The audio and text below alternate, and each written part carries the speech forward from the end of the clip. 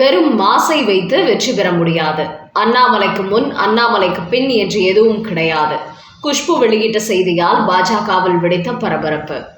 வணக்கம் நண்பர்களே. ஒரு காலத்தில் திமுகவில் இடம்பெற்றிருந்த குஷ்பு கருணாநிதியால் ஆதரிக்கப்பட்டு வந்தார். இதனால் தன்னை விட திமுகவில் குஷ்பு மிகப்பெரிய அளவில் வளர்ந்து விடுவாரோ என்று பயப்பட்டார் மு.க.ஸ்டாலின். அதனால் அப்போது தனது ஆதரவாளர்கள் மூலம் குஷ்புவுக்கு எதிரான ஒரு சூழலை உருவாக்கி அவரை அங்கிருந்து வெளியேற வைத்தார்.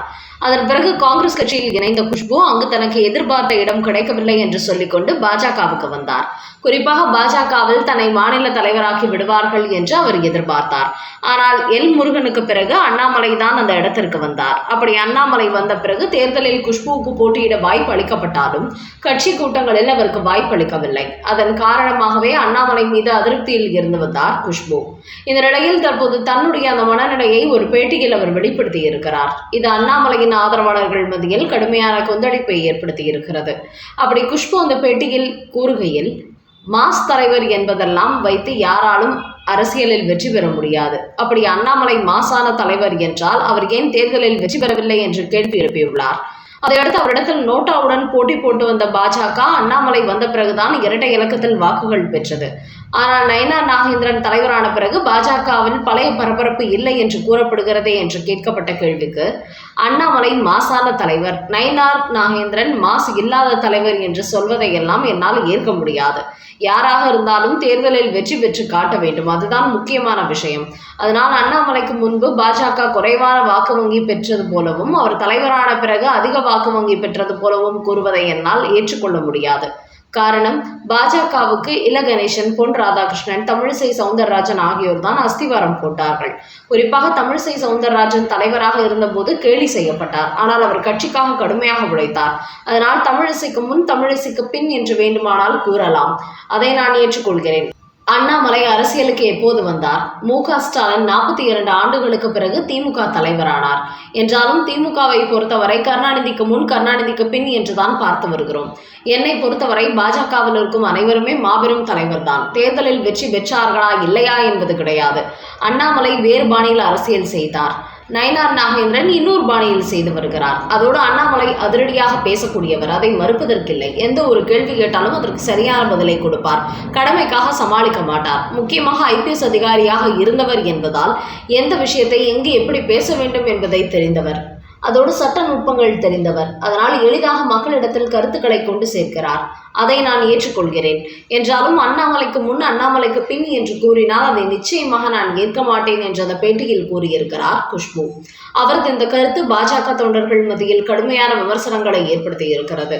அண்ணாமலை தமிழக பாஜகவின் தலைவரான பிறகுதான் ஏராளமான இளைஞர்கள் பாஜகவில் இணைந்தார்கள். 3% ஓட்டுகள் மட்டுமே பெற்று வந்த பாஜக 11.5% ஓட்டுகளை பெற்றது. இது தமிழக வரலாற்றில் பாஜக செய்யாத முதல் சாதனையாகும்.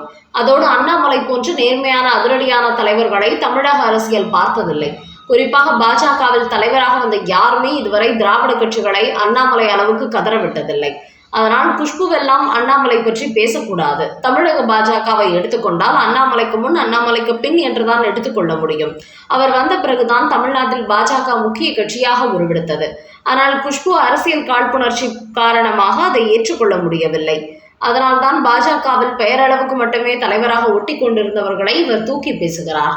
அதிரடி காட்டிய அண்ணாமலையை எந்த சாதனையும் செய்யவில்லை என்பது போன்று பேசுகிறார். இவரெல்லாம் திமுக, காங்கிரஸ் என பல கட்சிகளில் இருந்து கொண்டு பாஜகவுக்கு வந்து செய்த அரசியலை விட நேரடியாக பாஜகவில் இணைந்து தலைவராகி அண்ணாமலை செய்த சாதனை மகத்தானது. அண்ணாமலை தலைவரான பிறகுதான் தமிழ்நாட்டில் பாஜகவை வளர்க்க முடியும் என்கிற நம்பிக்கையை டெல்லி மேலிடத்துக்கு ஏற்பட்டது. இன்றைக்கு 40 முதல் 50 தொகுதிகளை அதிமுகவிடம் கேட்கிறார்கள் என்றால் அதற்கு முழு காரணம் அண்ணாமலை தான். அவர்தான் தமிழ்நாட்டில் பாஜகவை வளர்த்து வைத்திருக்கிறார்.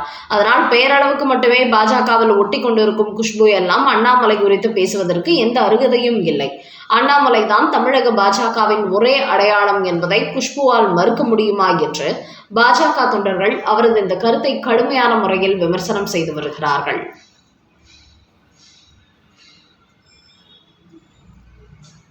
அடுத்த செய்தி. விஜயின் அரசியல் குறித்து ப. சிதம்பரம் சொன்ன அதிரடி கருத்து. தாவேகா தொண்டர்கள் கடும் அதிர்ச்சி. காங்கிரஸ் கட்சியின் மூத்த தலைவரான ப. சிதம்பரம் சட்டமன்ற தேர்தலில் திமுக, காங்கிரஸ் கட்சிகள் கூட்டணி அமைப்பது சம்பந்தமாக சமீபத்தில் பேச்சுவார்த்தை நடத்தி ஒரு முடிவுக்கு கொண்டு வந்தார். என்றாலும் அதற்கு முன்பு காங்கிரஸ் கட்சியின் பிரவீன் சக்கரவர்த்தி, மாணிக்கம் தாக்கூர் ஆகியோர் கூட்டணி அமைக்க வேண்டும் என்று சொல்லிக்கொண்டு திமுக விமர்சித்த போது அதற்கு இவர் எந்த எதிர்ப்பும் தெரிவிக்கவில்லை. அந்த வகையில் ராகுல் காந்தி திமுகவுடனான கூட்டணிக்கு எதிர்ப்பு தெரிவித்ததால் அந்த கட்சியுடன் கூட்டணி வைப்பது குறித்து ப. சிதம்பரம் எந்த ஒரு கருத்தும் சொல்லாமல் அமைதி காத்து வந்தார். குறிப்பாக அப்போதெல்லாம் இவர் விஜயின் அரசியல் வருகை குறித்து எந்த விமர்சனமும் வெளியிடவில்லை.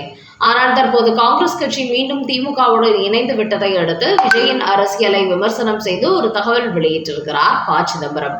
அதில் அவர் கூறுகையில், இன்றைய தருவாயில் ஒரு புது கட்சி முதல் தேர்தலிலேயே பெரிய வாக்கு வங்கி பெற்று ஆட்சி அமைப்பதெல்லாம் எளிதான காரியம் அல்ல. நடிகர் விஜயின் அரசியல் வருகை ஒரு சலசலப்பை ஏற்படுத்தினாலும் அது அவருக்கு வெற்றியை கொடுக்குமா என்பது மிகப்பெரிய சந்தேகம்தான். காரணம், அவரை சூழ்ந்திருக்கும் இளைஞர்கள் ஒரு பரபரப்பை ஏற்படுத்துகிறார்கள். என்றாலும் மற்ற பொதுமக்கள் அவருக்கு வாக்களிப்பார்களா என்பதை பொறுத்திருந்துதான் பார்க்க வேண்டும் என்று கூறியுள்ள ப. சிதம்பரம், தமிழக அரசியலை பொறுத்தவரை திமுக, அதிமுக கட்சிகள் அழுத்தமாக கால் பதித்துள்ளார்கள்.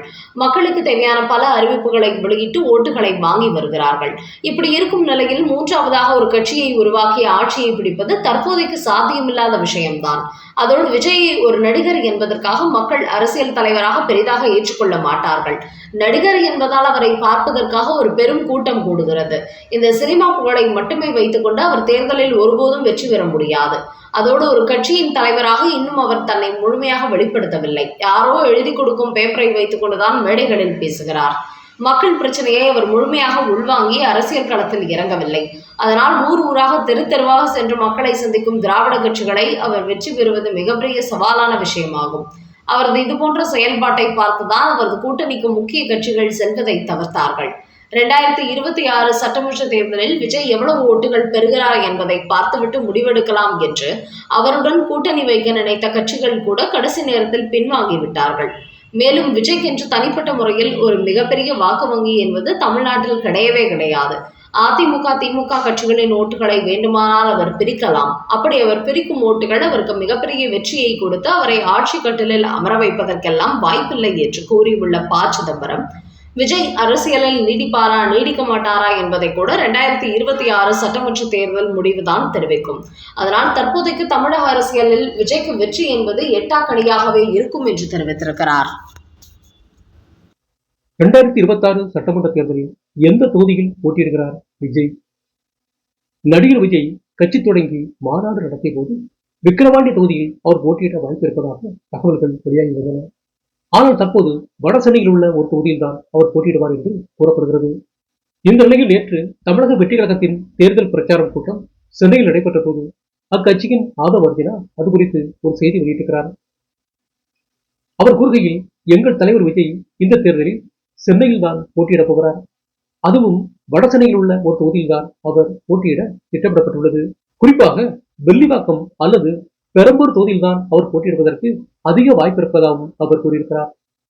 விஜய் ரசிகர்கள் மற்றும் பொதுமக்கள் மத்தியில் அவருக்கு எந்த தொகுதியில் அதிகமான செல்வாக்கு உள்ளது என்பதை தமிழக வெற்றி கழகம் சார்பில் ஒரு சர்வே நடத்தினோம்.